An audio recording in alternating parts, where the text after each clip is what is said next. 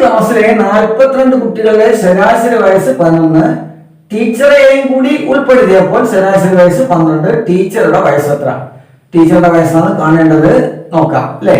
ഒരു ക്ലാസ്സിലെ 42 കുട്ടികളുടെ ശരാശരി വയസ്സ് 11. ടീച്ചറെയും കൂടി ഉൾപ്പെടുത്തിയപ്പോൾ എന്ന് പറയുമ്പോൾ 42 കുട്ടികളെ കൂടെ ടീച്ചർ കൂടി വന്നല്ലോ. ഇപ്പൊ എത്ര വന്നു? 43. അതിന്റെ ശരാശരി വയസ്സ് 12. എന്താ വേണ്ടത്? ഇതിന്റെ ആകെ കാണണം, ഇതിന്റെ ആകെ കാണണം. ഈ ആകെയിൽ നിന്ന് ഈ ആകെ കുറക്കണം. 42നെ 11 കൊണ്ട് ഗുണിച്ചാൽ എത്ര വരും? 462. ഇതറിയാം അല്ലേ? 42നെ 11 കൊണ്ട് ഗുണിക്കാൻ ആദ്യം ഈ 2 എടുത്ത് ഇവിടെ ഇടുക. എന്നിട്ട് ഈ 2 4 കൂടെ കൂട്ടുക 6. എന്നിട്ട് 4 എടുത്ത് ഇവിടെ ഇടുക. 462 കിട്ടി. ഇതുകൊണ്ട് ഗുണിക്കാൻ വേണം. 43ന് 12. 12 3 36. ബാക്കി 3. 12 4 48. 48ഉം ബാക്കിയുള്ള 3ഉം 51. 516 നിന്ന് 462 കുറക്കണം. കുറച്ചാൽ എത്ര കിട്ടും? 516 കുറക്കണം 462 54. ഇതാണ് ഇതിന്റെ ഉത്തരം. അടുത്തത് 4, 12, 20 എന്നീ സംഖ്യകളുടെ ലസാഗു എത്ര? 4, 12, 20 ഇതിന്റെ ലസാഗു. ഇതിന്റെ ലസാഗു കാണാൻ എന്താ വഴി?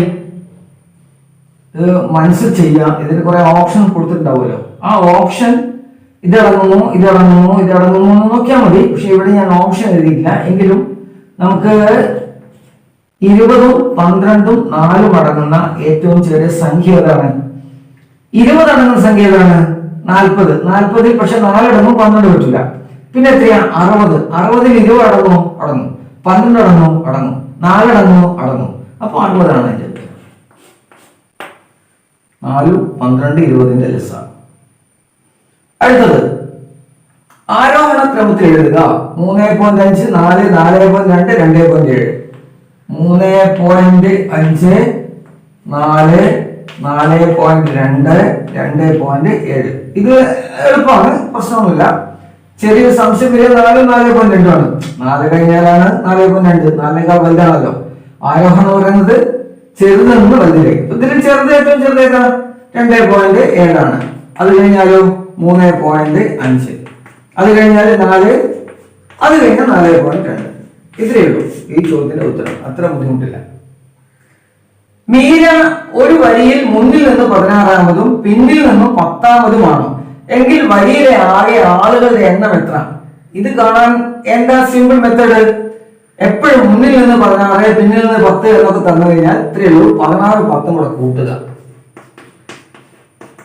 20. അതിൽ നിന്ന് സിമ്പിളായിട്ട് ഒന്ന് കുറക്കുക. 25ആണ് ഇതിന്റെ ഉത്തരം. അത് ഓർമ്മിച്ചാൽ മതി. 8.25 ലിറ്റർ പാൽ 3/4 ലിറ്ററിന്റെ കുപ്പികളിലാക്കിയാൽ എത്ര കുപ്പികൾ വേണം? 8.14 ലിറ്റർ പാൽ 3.4 ലിറ്ററിന്റെ കുപ്പികളിലാക്കിയാൽ എത്ര കുപ്പികൾ വേണം? അങ്ങനെ വായിക്കാം, ഇങ്ങനെ വായിക്കാം. ഇപ്പൊ എന്താ വേണ്ടത്? ഈ 8.25നെ നമ്മള് ഇത് മിശ്ര ഭിന്നമാണല്ലോ. സാധാരണ ഭിന്ന വിഷയഭിന്നാക്കി മാറ്റുക നമ്മൾ പറയാം. അതായത് ഭിന്നസംഖ്യയാക്കി മാറ്റുക. 4 × 32, ഒന്നും കൂടെ കൂട്ടിയ 33/4. ഇങ്ങനെയാണ് ഇതിനെ ഭിന്നസംഖ്യയാക്കി മാറ്റുക. അതായത് ഛേദം കൊണ്ട് ഇതിന് എണ്ണസംഖ്യ വെച്ച് അംശം കൂട്ടുക. 33/4 കിട്ടിയല്ലോ. ഇനി എന്താ വേണ്ടത്? ഇനി 33/4നെ എന്ത് വേണം? ഇതാ 3/4 കൊണ്ട് ഹരിക്കുക. ഭിന്നസംഖ്യയാണെങ്കിലേ ഭിന്നസംഖ്യ കൊണ്ട് ഹരിക്കുക എന്ന് പറഞ്ഞാൽ എന്താ? അതിന്റെ വിൽക്രം കൊണ്ട് ഗുണിക്കുക. അതായത് 4/3 കൊണ്ട് ഗുണിക്കുക. 33/4നെ 4/3 കൊണ്ട് ഗുണിക്കുക. ഈ 4 വെട്ടി, ഈ 4 വെട്ടി, അംശവും ഛേദവും വെട്ടിപ്പോയി. ഇനി 33നെ 3 ഹരിച്ചാൽ മതി. എത്ര വരും? 11ആണ് ഇതിന്റെ ഉത്തരം. ഓക്കെ. അടുത്ത ചോദ്യം. രാജുവിന് സോനുവിനേക്കാൾ 4 വയസ്സ് കൂടുതലുണ്ട്. സോനുവിന്റെ വയസ്സ് മീനയുടെ വയസ്സിന്റെ 2 മടങ്ങാണ്. 3 പേരുടെയും വയസ്സിന്റെ തുക 24 ആണെങ്കിൽ സോനുവിന്റെ വയസ്സ്. ഇത് കുറച്ച് ചെയ്യാനുണ്ട്. ചെയ്ത് തന്നെ പഠിക്കണം. ചെയ്ത് തന്നെ ഇതിന്റെ ഉത്തരം കണ്ടുപിടിക്കാൻ വേണം. രാജു, ഇപ്പൊ രാജു 6 ആയിക്കോട്ടെ. പിന്നെ സോനു S ആയിക്കോട്ടെ. പിന്നെ എന്താ ഉള്ളത്? മീന M ആയിക്കോട്ടെ.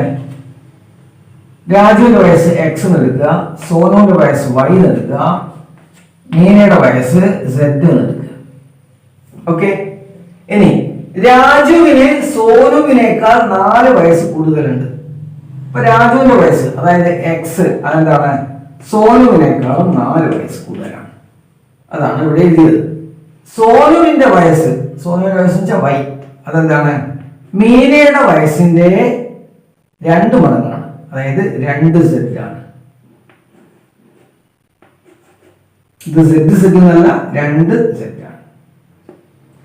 ഇനി ഇത് 3 കൂടെ കൂട്ടിയാൽ 3 പേരുടെ വയസ്സിന്റെ തുക, അതായത് x plus Y plus z സമത്രയാണ് 24 ആണ്. ഇതെല്ലാം വെച്ചിട്ട് സോനുവിന്റെ വയസ്സാണ്, വൈ ആണ് കണ്ടുപിടിക്കേണ്ടത്. ഇതിൽ നമ്മൾ ചെയ്യാൻ എന്താ അറിയോ, X plus Y plus Z, എക്സിന് പകരം സെഡിന് പകരം വൈ ആണ് കണ്ടുപിടിക്കേണ്ടത്. നമുക്ക് വൈ എടുക്കാം. അതെങ്ങനെയാ, അപ്പം എക്സ് സമം വൈ പ്ലസ് 4 ആണല്ലോ. അപ്പൊ ഇവിടെ എക്സിന് സമയം നമുക്ക് Y plus 4 plus Y plus 4 എന്ന് പറഞ്ഞാൽ എക്സ് ആണേ, വൈ പ്ലസ് ഇനി വൈ സമം 2 സെറ്റ് ആണ്.